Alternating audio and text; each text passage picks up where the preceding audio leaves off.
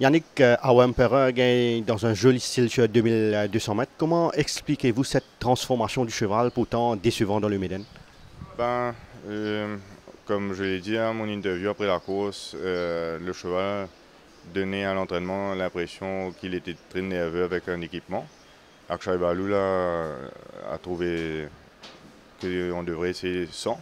Le Mahdi, il avait bien mieux travaillé. C'est de là où je pense qu'on pensait qu'il devait finir une très bonne course, où il était mieux dans sa peau. On pensait qu'il pouvait finir dans les 4 premiers. De là, gagner, difficile à dire, mais étant donné qu'il est un cheval qui a un joli palmarès sud-africain avec beaucoup de moyens, ben, ça s'est avéré payant. Et on est très content parce que c'était une course de groupe. Et étant donné qu'il a parcouru une bonne course dans le Médan, aujourd'hui qu'il est répondu présent, ça nous a fait vraiment très plaisir. Est-ce que vous pensez qu'il possède encore une marge de progression? Je pense certainement, et aussi qu'il a le rating aussi pour l'aider.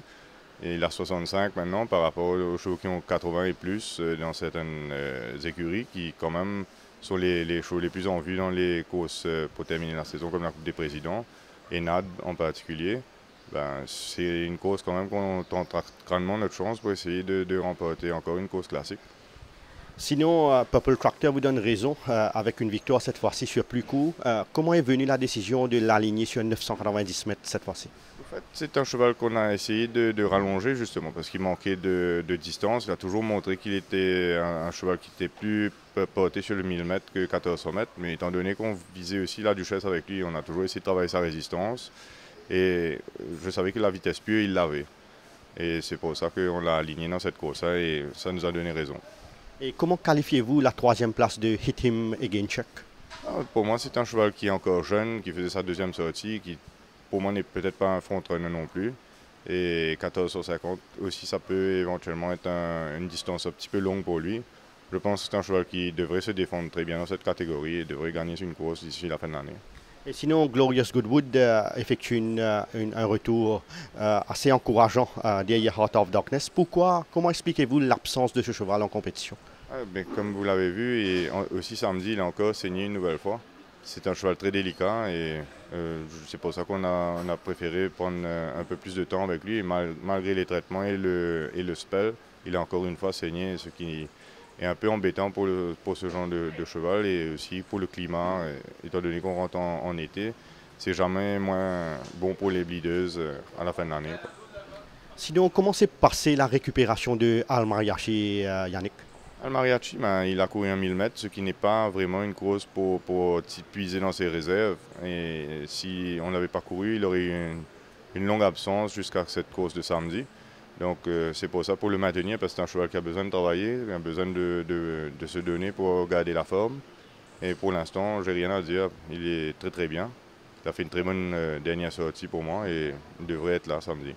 Sinon, pouvez-vous confirmer si Noazak et Joli Roger ont évolué positivement par rapport à leur dernière course? Ouais, surtout Noazak a couru même mieux que ce que je ne pensais. Il est un cheval qui, d'après moi, sera en mesure de gagner une course jusqu'à la fin de l'année. Joli Roger est peut-être un petit peu plus à sa place. Il aura besoin de plus de circonstances, mais je pense que c'est des chevaux qui ont définitivement encore le mot à dire dans leur catégorie. Captain Swarovski, une de vos meilleures acquisitions en 2018, toujours une déception. Qu'est-ce qui cloche avec ce cocher, Yannick? On va dire que samedi dernier, c'était plutôt sa meilleure course qu'il ait faite. Une distance qui n'est pas vraiment pour lui. Je pense qu'il est mieux sur un 1400 mètres, mais il manque beaucoup de gate speed. Là, il était un petit peu mieux, c'est pour ça qu'il a réussi à prendre la tête. J'essaye de travailler sa résistance justement parce que je pense que ça peut lui sourire.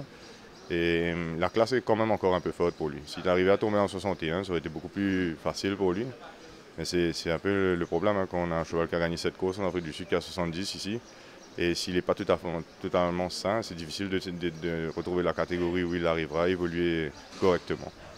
Sinon, la dernière fois, vous l'avez dit, Purple Tractor était le cheval à surveiller. Il a remporté déjà 2 victoires. Un autre coursier que vous conseillerez aux tueurs-fils de suivre dans votre effectif en cette fin de saison? Pourquoi pas les Team Again Chuck? Donc on verra bien.